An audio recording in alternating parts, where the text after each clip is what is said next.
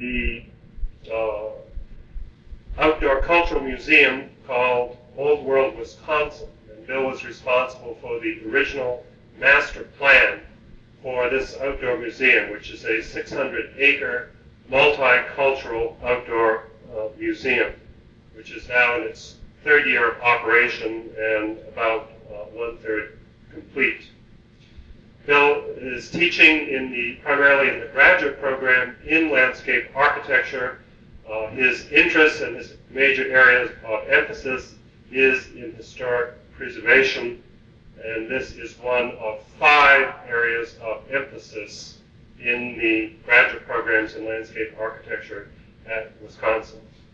The presentation that Bill brings us tonight is New Directions for Landscapes in Historic Preservation.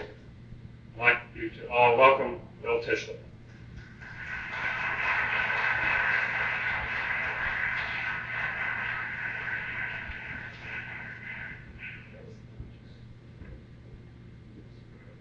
Thank you very much, Jeff.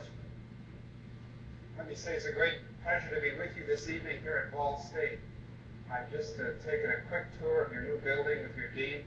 It's really a splendid facility, and I've enjoyed my stay, even though it's just been for a couple of hours so far, to have an opportunity to chat with some of the other members of the faculty and some of the students as well.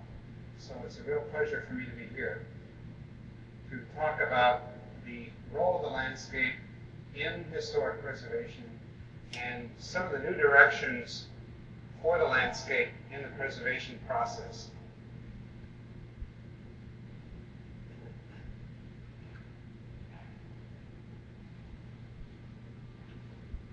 In recent years, we've witnessed an encouraging change in the scope of our concerns regarding historic preservation.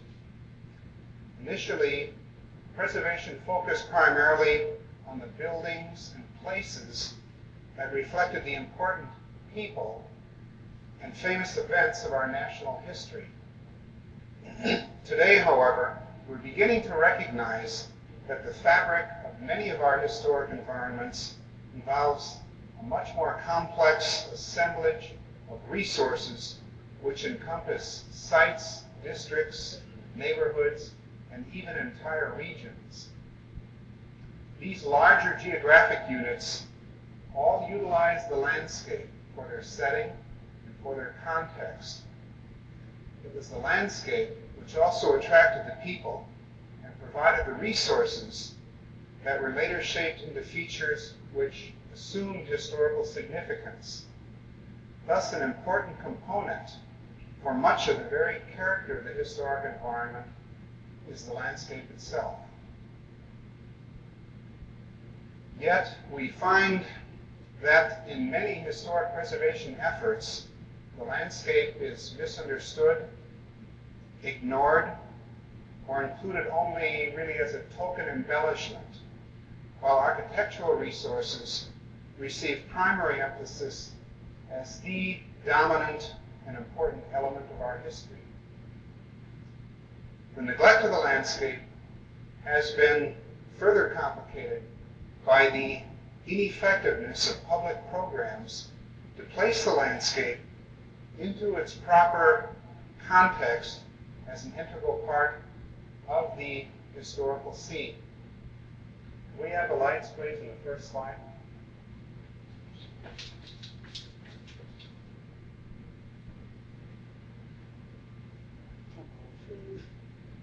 Now, the term landscape is commonly accepted in a natural resource context, but defining the landscape in historic cultural terms is a complex matter that has long been the concern of geographers. Now, while geography is a very broad field, there's one component of it, cultural geography, that is focused on the interaction of people and the landscape, both in the present and through time. Thus, the cultural geographer has become an historian of the land.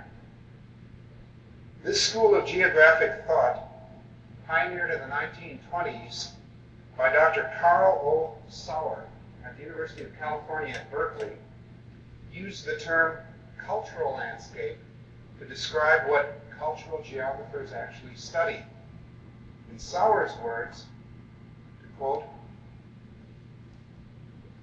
"The cultural landscape is fashioned from a natural landscape by a cultural group. Culture is its agent. The natural area is the medium. The cultural landscape is the result." End of quote. One of Sauer's early graduate students, Fred B. Niffen, established a distinguished career in American settlement geography and material folk culture while on the Louisiana University State faculty. Niffen's pioneer article, which he called Louisiana House Types, which was a study of the classification and distribution of folk architecture, originally published back in 1936, served as a classic model that has been used by scores of American geographers, anthropologists, and folklorists interested in vernacular architecture as an indicator of the diffusion of culture into the landscape. Throughout his career, Niffen emphasized the necessity for a systematic classification of the individual elements of the cultural landscape, including houses and other buildings, but also things like roads, fields, fences, agricultural implements, and other historic features. Another scholar with a strong geographic orientation, J.B. Jackson, while editor of Landscape magazine during the 1950s and 1960s, published a wealth of material describing cultural landscapes and their compositional elements. Some of his most perceptive observations appear as unsigned editorials under the title Notes and Comments. Several of his classic articles really, have been republished in 2 books by the University of Massachusetts Press. Pierce Lewis, one of several contemporary geographers with interests in historic preservation, has written numerous articles about aspects of the cultural landscape. He has noted, this is a quote from one of his articles, a recent article in the Journal of Architectural Education, I might add, where he said that, and I quote, "It is proper and important to think of the cultural landscape as nearly everything that we can see, and that it becomes our unwitting autobiography, reflecting our taste, our values, and our ideas in tangible, visible form." End of quote. But these rather broad definitions lack a specific relationship to the real needs of historic preservation. More recent attempts to define the cultural landscape in a context appropriate for preservation planning have been advanced by a handful of planners, landscape architects, and others familiar with the needs of preservation programs. These were undoubtedly influenced by the National Trust for Historic Preservation's 1973 Goals and Programs study. This was a study, by the way, that was done back in 1973 when the National Trust brought in a rather sizable number of outside experts to look at historic preservation and look at where preservation might be going in the future and to formulate appropriate programs for the National Trust for Historic Preservation so that they might respond accordingly. Well, that report said some very interesting things about the landscape, about the cultural landscape. It said, for example, and I quote, "Directing national attention both to the need for preserving the historic and cultural landscape and how that can be accomplished was a very important program priority. It provided the following definition for the historic landscape. It said, and I quote, The historic and cultural landscape is that part of America that exemplifies its regional historic and cultural patterns and values. Villages, market towns, county seats, farms, and countryside are equal parts of it. It includes what people do, as well as where they live, what they work at, how they travel, and how they live. End of quote. That same year, Ann Satterthwaite, a woman who's been a very active planner in Washington, D.C., who was a consultant for the Goals and Program Study, wrote that social, cultural, economic, and historic bits and pieces, when blended together, form a historic and cultural landscape. They reflect man's use of an area. The Amish farming country in Pennsylvania, or I might add, even here in Indiana. The Spanish and Indian settlements in New Mexico and the Cajun country in Louisiana are historic and cultural landscapes where distinctive ways of life have molded the land and the people.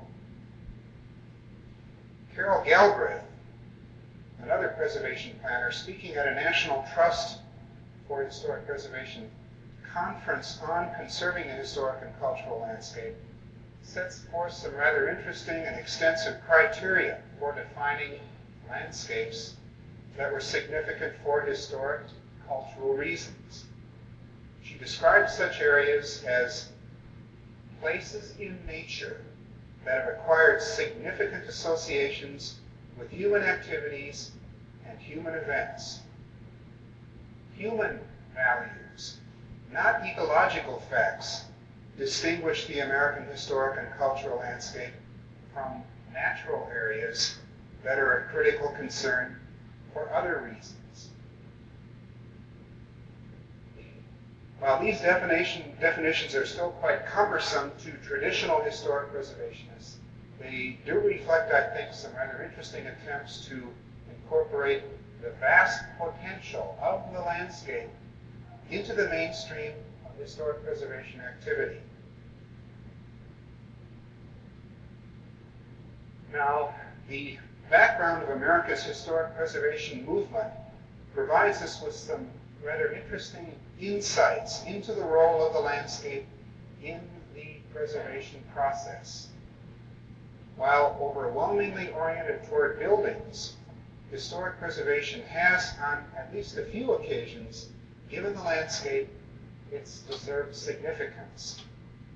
Mount Vernon, for example, one of America's great initial preservation achievements, involved buildings, plus a 200-acre tract of land at the time George Washington's descendants began their negotiations with preservation interests. Today, the fields and gardens and Potomac River frontage of this rolling wooded estate have become an integral part of a great national monument. A broader recognition of the close relationship between history and the land itself occurred in May of 1891, when the state of Massachusetts established the Trustees for Public Reservations. This private trusteeship grew out of the efforts of Charles Eliot, a young landscape architect who envisioned an organization capable of acquiring and holding land for the benefit of the public, that is to say, acquiring the beautiful and historical places in Massachusetts for the benefit of the public. 4 years later, the Trustees of Scenic and Historic Places was incorporated by the New York legislature to acquire historical objects or memorable or picturesque places in the state for the public use and benefit. That's just a quote from the initial charter that established that corporation in the state of New York. This society was also concerned with, and this is another quote from their corporate charter when they were organized, with the erection of monuments and memorials, the preservation of natural scenery from disfigurement, the creation of public parks, and the improvement and beautification of cities and villages, end of quote. The trustees' concern for landscape features even included efforts to conserve Niagara Falls, plus the management of numerous battlefields and battlefield sites in the state of New York, and even, to quote from their charter, the landscape plantings of Central Park in New York City. Landscape Architecture, a publication initiated in 1910 by the American Society of Landscape Architects, provides a rather interesting and useful chronicle regarding previous efforts to document and preserve landscapes with significant historical values. As early as 1911, it published articles analyzing early colonial gardens. Several years later, the same journal included essays about the function and siting characteristics of the vernacular buildings on a number of early American farmsteads. Other important articles relating to historic preservation dealt with the landscapes of such important monuments as Monticello and Mount Vernon in Virginia, and also with places like Fort Necessity in Pennsylvania, George Washington's home at Wakefield, Virginia, and numerous colonial estates scattered throughout the South. In 1935, Landscape Architecture magazine included a classic article on small-scale landscape preservation entitled Recording Historic American Landscapes, which discussed the procedures and results of a special Historic American Building Survey program to document historic, that is to say, approximately prior to 1840, and colonial gardens throughout the state of Massachusetts.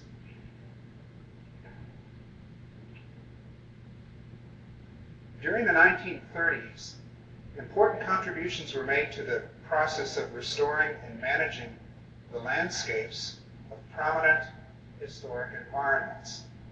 Perhaps the most significant of these, because of its decisive influence on 20th century American taste, was colonial Williamsburg. It was here that the meticulously designed gardens and the process of their restoration became the focus for the 1938 annual meeting of the American Society of Landscape Architects. And on this occasion, the group formally elected John D. Rockefeller to honorary membership for his commitment to restoring Williamsburg's outdoor spaces. Rockefeller, of course, was the man who really got the ball going, at least financially, to begin the restoration process for colonial Williamsburg back in the 1930s. Indeed, the same exterior environment at Williamsburg would later move Albert Peets, a notable observer of design landscapes, to write in his tongue-in-cheek critique of Williamsburg that, this is to quote briefly from one of his books, the place smells strongly of landscape architecture, end of quote. Unfortunately, much of the material published at this time regarding Williamsburg's landscape restoration efforts has been largely descriptive and lacks the factual data concerning the methods and the technology of landscape preservation. As a result, many valuable insights, I think, insights and experiences from this very important preservation effort have not become readily available to the growing preservation community.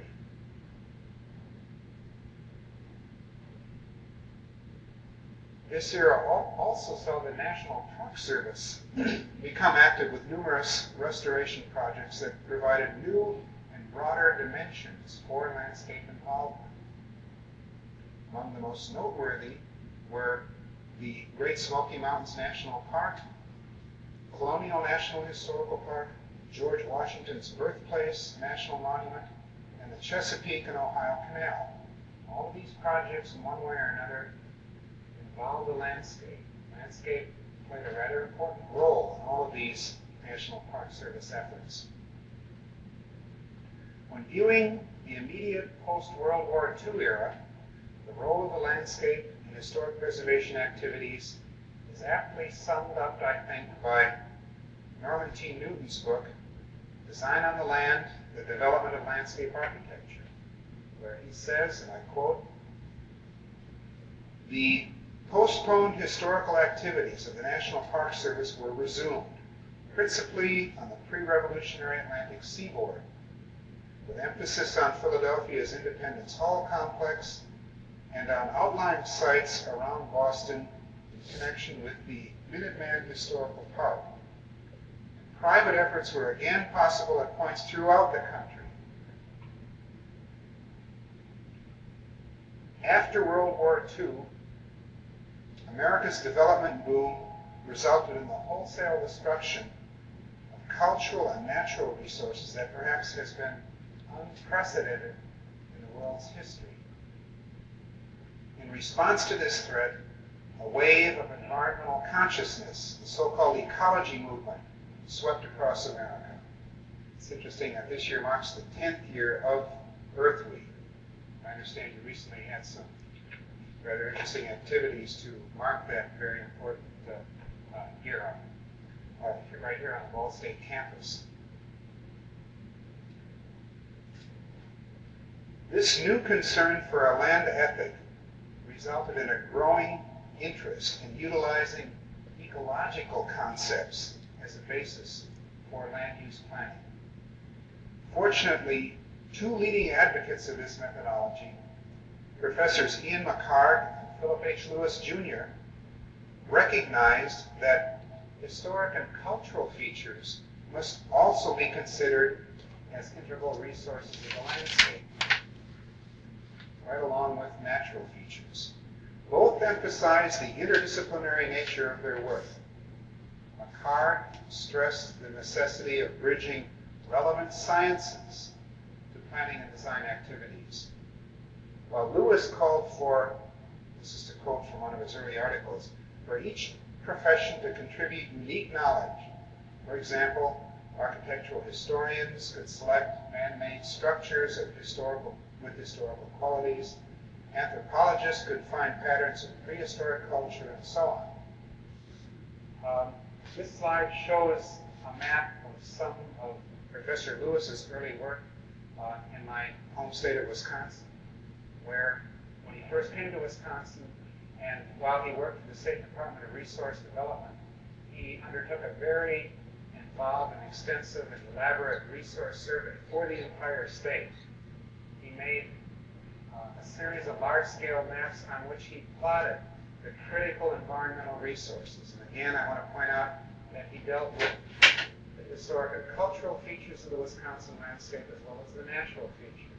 Here we see a close-up of one of those studies. You can see his infamous environmental corridors outlined. You can also see a wide variety of symbols that he used to plot specific kinds of resources in the landscape.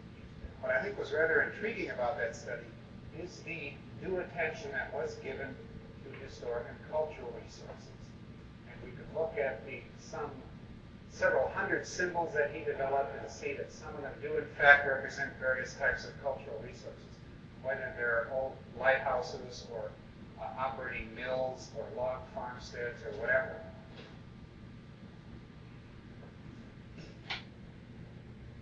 This brief overview of past attempts to involve the landscape in historic preservation has emphasized only some of the relatively few successes that can be found. By and large, preservation has regarded the exterior environment as an insignificant backdrop for buildings, while the conservation of larger landscapes for their historical assets, at least in rural areas, has been virtually ignored because of the complexities that are involved, the great complexities that are involved. As one preservation planner wrote not long ago, more than one historic preservationist declares the theoretical unity of built and natural resource conservation, but the ecologists and the drafters of state land use laws do not in general seem to share this point of view. Although the cultural conservation movement has benefited from a certain amount of tailgating of the environmental movement, and the constituency of each movement does overlap to some extent, the two movements have never in fact become one. End of quote.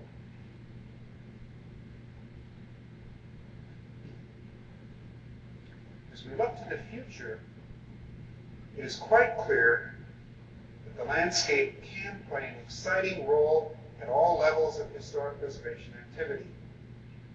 The milestone report on the profession of landscape architecture, which came out a number of years ago, foresaw this opportunity when it said, "One of the growing interests in this nation and abroad is that of historic preservation, conservation, and restoration." The slogan, "Discovering America," should also refer to the discovery of man-made America, so much of which is landscape planning and design.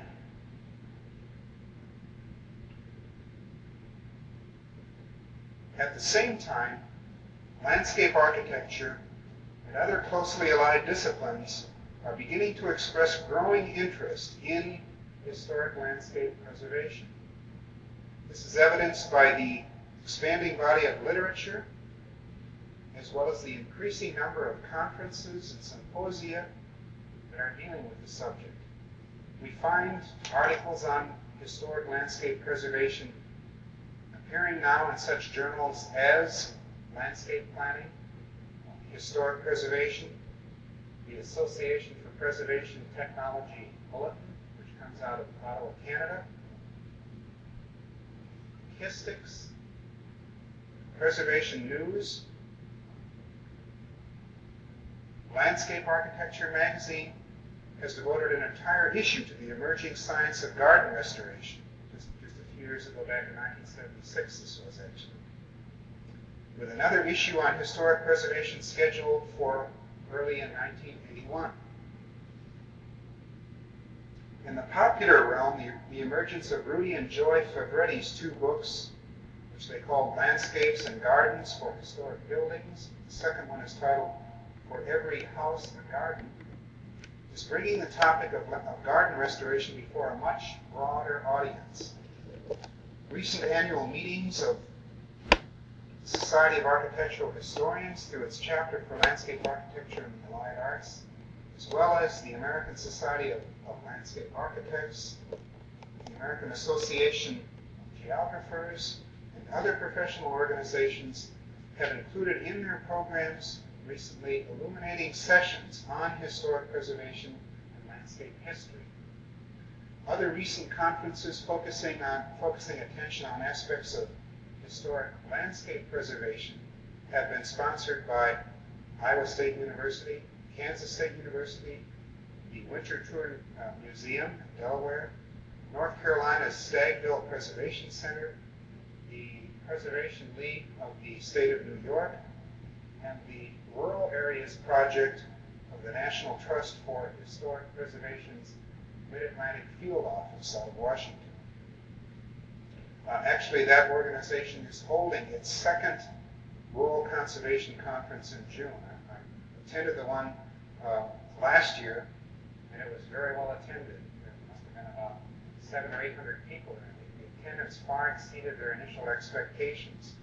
So obviously, what's happening in terms of historic preservation in rural areas, preservation of historic landscapes is coming to the attention of a lot of people, and we find a lot of people expressing an interest in this emerging area of preservation activity.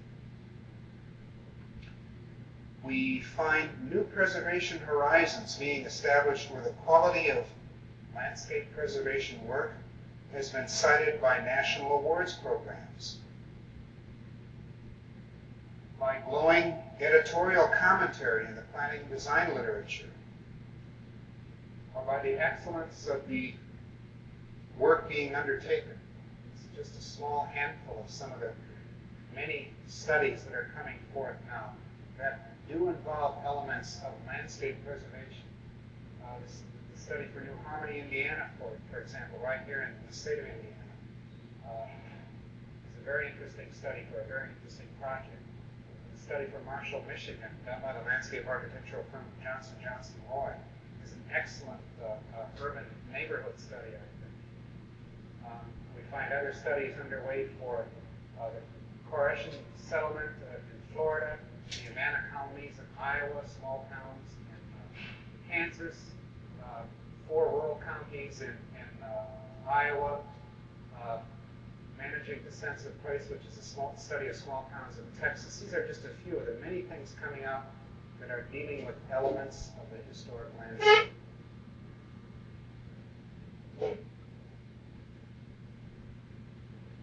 A number of landscape architectural academic programs are beginning to establish special emphasis and new courses that deal with the unique relationship of the landscape to historic preservation.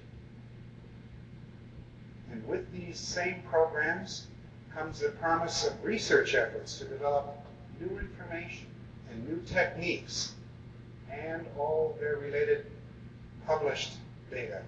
Already important research progress is being made in such areas as small town and rural area preservation, historic resource survey techniques, the application of new technology to preservation problems, citizen participation in historic preservation, the utilization of early plant varieties, the pioneering work of early landscape designers, the visual assessment of historical landscapes, and other significant areas where more and better knowledge is so desperately needed in preservation. I happen to feel that many of the techniques and procedures that have already been tried and established and are working well in the area of natural resource management, ecological planning, can now be applied to planning the historic and cultural landscape, can now be applied to historic preservation. In recent years, I've attempted to do some work with air photo interpretation and remotely sense imagery to pick up historic resources that exist in the landscape, particularly in remote rural landscapes. I think this is a technique that has a great deal of promise. There's nothing new about utilizing that technique and that technology in natural resource planning. Now I think that landscape architects and others must think as to how this technology and these methodologies can be incorporated into historic preservation as well. But we still find rather limited recognition of the role of the landscape in our public historic preservation programs.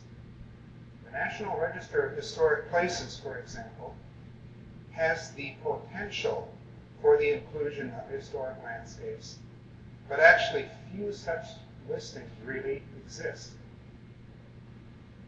3 notable examples are the Riverside Landscape Architectural District at Riverside, Illinois.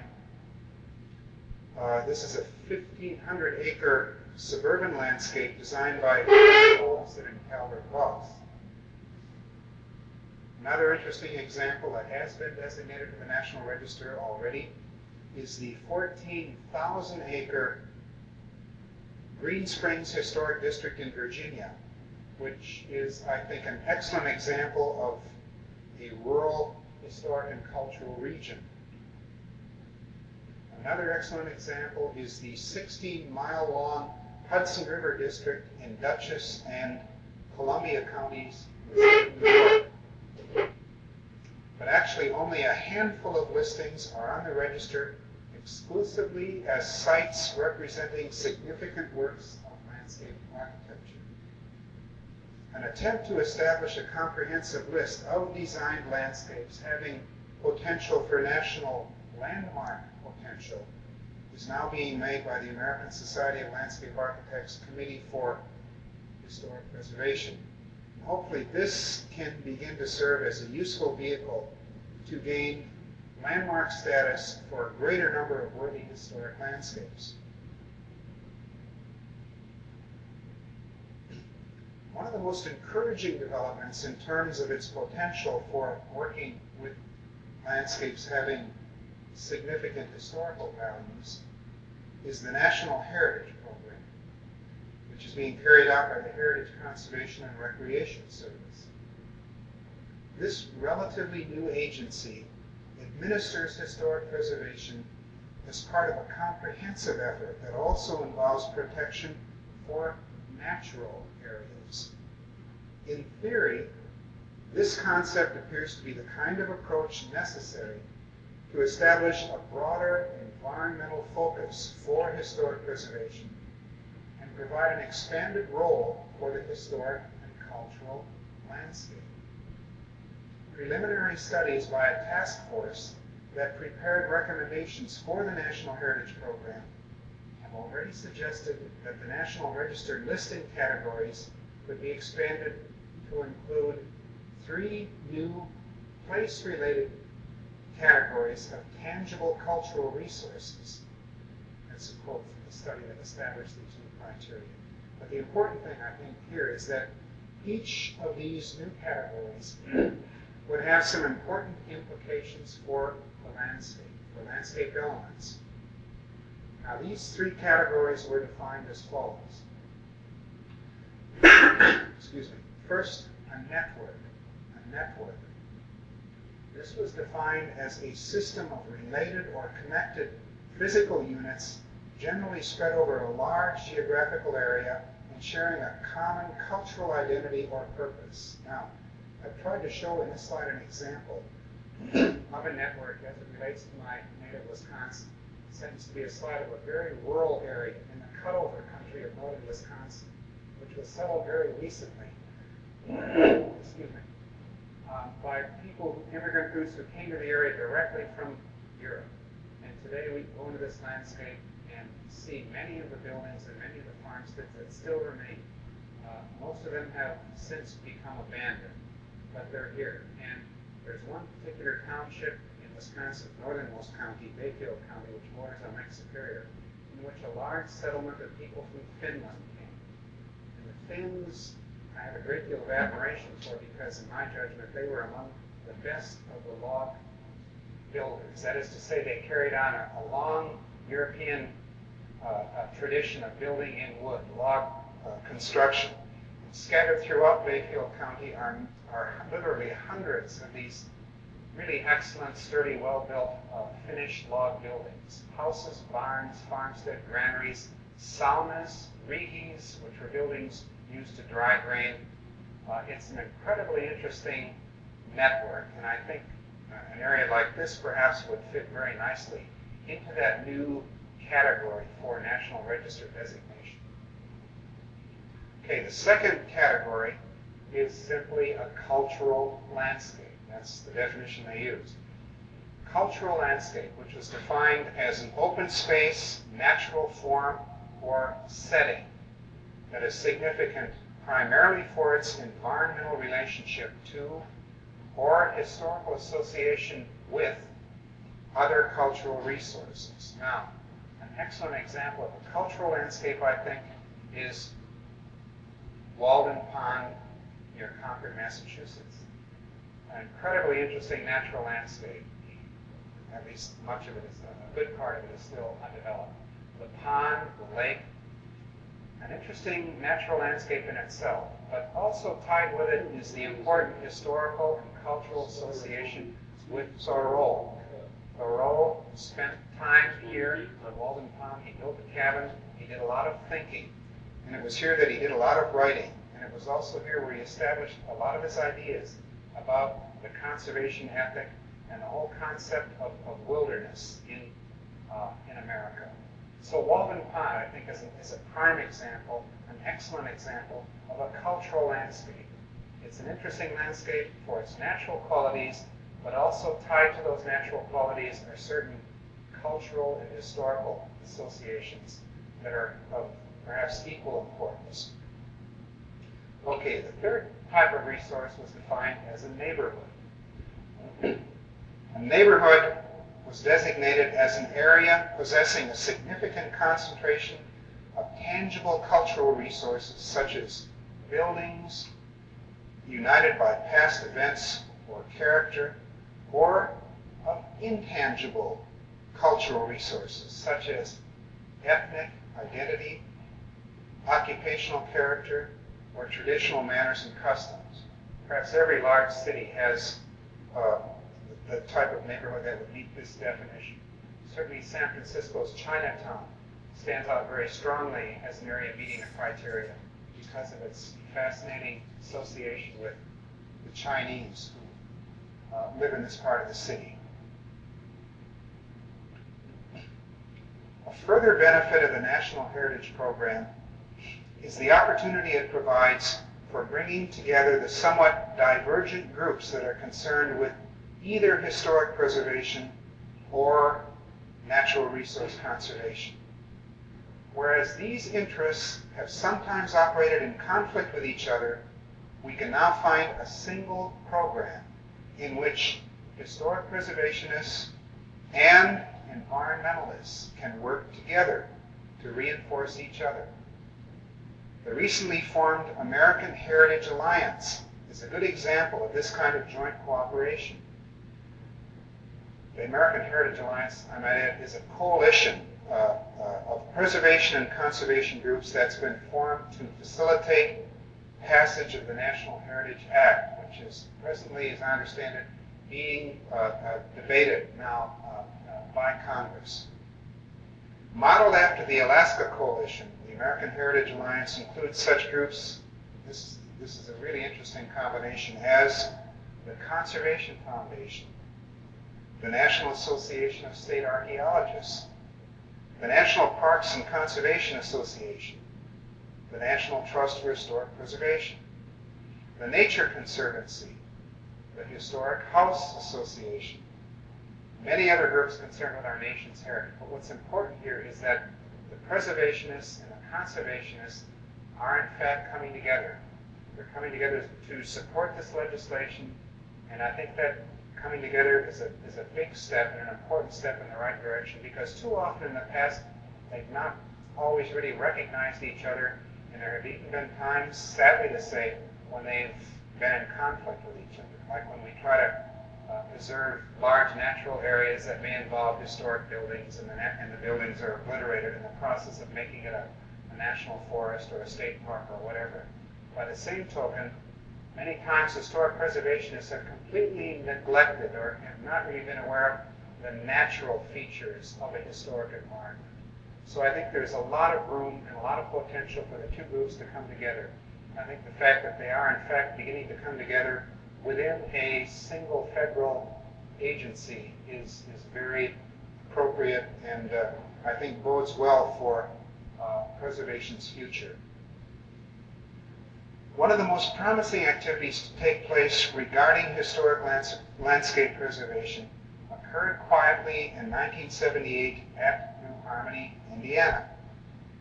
Here, assisted by a grant from the National Endowment for the Humanities, an interdisciplinary group of about 20 professionals from the United States and Canada met to discuss the role of landscape in the historic preservation process and new directions for historic landscape preservation.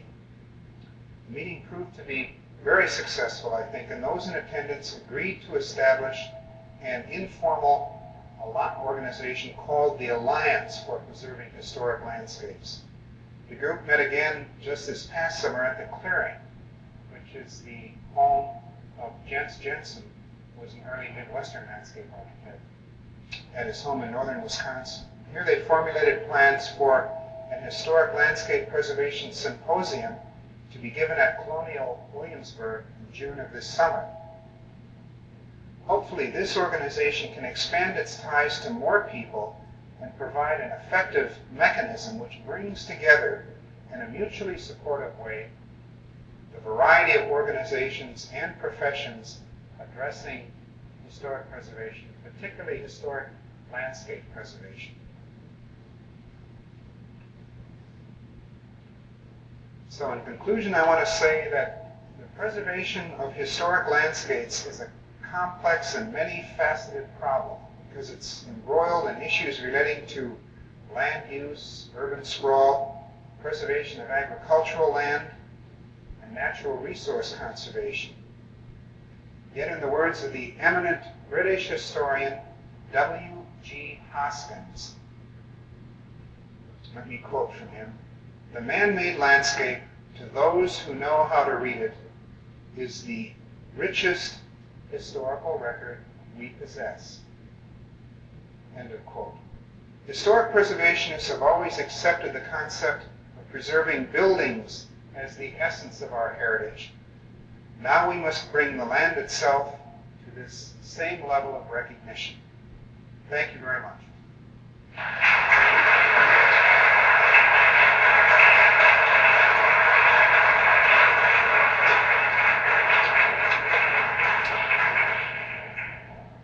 Jeff, do we have time for any questions? Is that appropriate?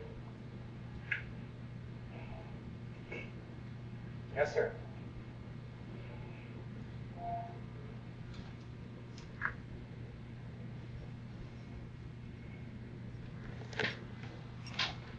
The experience in which ethnic community was that, John?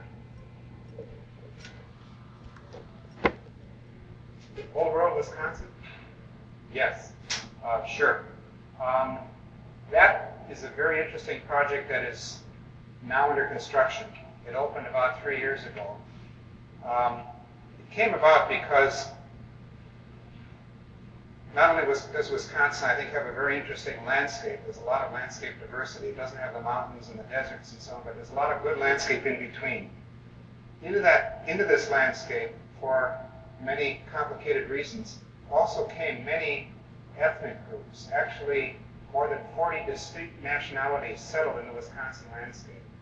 Wisconsin has always had, as part of its history and tradition, this sort of old world flavor. Actually, it's continued even well into the 20th century. We find that activity expressed in many ways even today in the buildings that have been built, the different types of foods and festivals and the music, the art, and so on. It's really one of the great resources that makes our state interesting, I think. Well, many of the things that were built in recent years by the immigrant groups, the various immigrant groups that came to the state in recent years, were in rural areas, and they've been studied somewhat by a very prominent architectural historian, a man by the name of Richard Perrin. And he became quite upset as to how rapidly they were disappearing from the scene. And after World War II, on an exchange program under the Marshall Plan, he spent some time in Europe. And when he was there, he had an opportunity to visit some of the great open-air museums that we find in Europe. They're scattered all over Europe, in England and Scandinavian countries, Germany, many excellent examples even in Eastern Europe.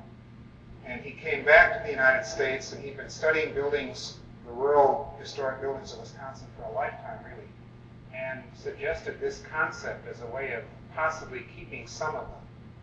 You know, I don't like the idea of moving buildings into a museum setting, but sometimes for rural buildings in a rural area, that may be the only alternative to keep some of them. So he brought this concept before the State Historical Society, and they agreed to do something, and they selected a 600-acre site, and then contacted our university. And that's how I got involved with the project. It began initially as a student project in a design studio, and we worked on it a year and developed a lot of different alternatives, spent a lot of time looking at the site. It was a very interesting site, right in a very interesting glacial area of Wisconsin called the Kettle Moraine Country. So it was possible to select an area on the site that could begin to represent the kind of landscape that the ethnic groups might have settled in when they actually came to Wisconsin. So after that was over, we presented our results to the State Historical Society, and they were pleased with what they saw and wanted more study done. We worked on it for another year with some graduate students, including some from the School of Business, so that they could prepare the appropriate economic feasibility study about how much this would cost and whether it would be able to ever be a financial reality. And things moved along well, and the society continued to expand the program, and it became Wisconsin's bicentennial project in 1976, and had its grand opening shortly before. What it involves, though, is a series of ethnic farmsteads, whereby some 16 actual farmsteads would be reconstructed using buildings that were moved to the site and restored. And the Of course, it would be a living museum. There would be people living in these buildings and plowing and raising crops and raising cattle and doing the things that people typically did back when Wisconsin was a frontier state.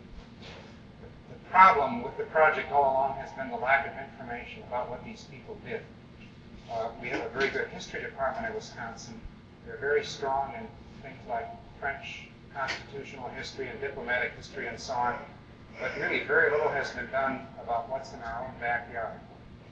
And we simply didn't know a great deal about these buildings, where they were located, how many there were, what they were really like, and so on. That's been a real interesting part of the project, to get out in the field and look for these things, to get out into some of the ethnic landscapes, places where the Germans or the Finns or the Russians or the Icelanders or the Danes or whomever might have settled, to look for their existing buildings and farmsteads and document them and try to find appropriate examples that could be moved to the museum, because they are disappearing quickly. And while I don't philosophically like the idea of moving buildings to keep them, I think for remote rural areas, sometimes that's probably the only alternative. Most of the buildings that have been acquired so far, some 50, just in looking back on those, most of those would have been lost through fire or vandalism, or the owner wanted to tear them down or whatever. Yes? You had your hand up, sir?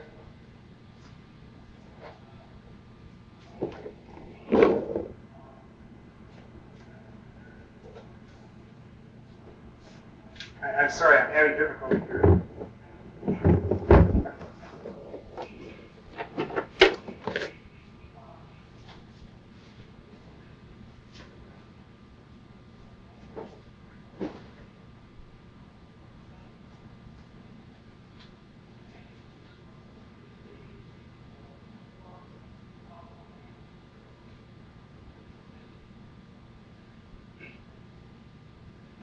That's a good question, really, and it is a complex problem. Regional rural landscapes are the preservation of those is a very difficult issue. It's like land use planning. I think until we develop at the national level some stronger leadership and some better legislation related to land use planning, that there are not strong hopes for historic landscape preservation, at least at a large scale. I think it has to tie in with land use planning. And I think that's why a landscape thrust for preservation in the future is so important, because hopefully from such a thrust we can establish better ties to the land use planning process. Because I think by and large, while preservationists have done some excellent work in the past, it's pretty much been, I think it's fair to say, an urban phenomenon. And I think it has evolved primarily around single sites, very elaborate buildings, that kind of thing. I think we have to be much broader about that. We have to look at rural landscapes. We have to look at vernacular kinds of resources, vernacular structures. We have to look at the ties to agricultural land preservation, land use planning, and so on. Of course, those are very, very difficult issues, being a planner, as you well know.